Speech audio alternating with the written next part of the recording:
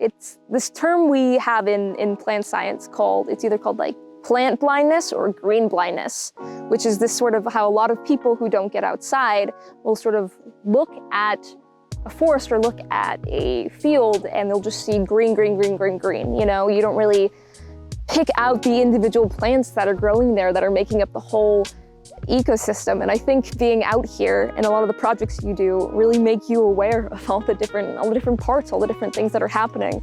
And also how much work a lot of our, especially in city areas that have been neglected, a lot of our ecosystems need after all these years of neglect or sort of invasion from non-native sources. You sort of really learn how much needs to be done and kind of gain a sense of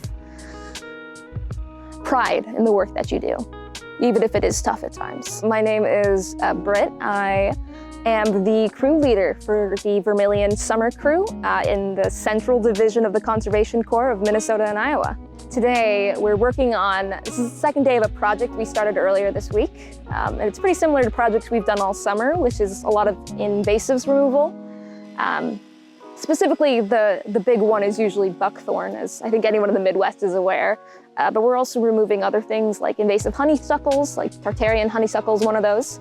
And sometimes we're removing stuff like Siberian elms, which is an invasive type of elm.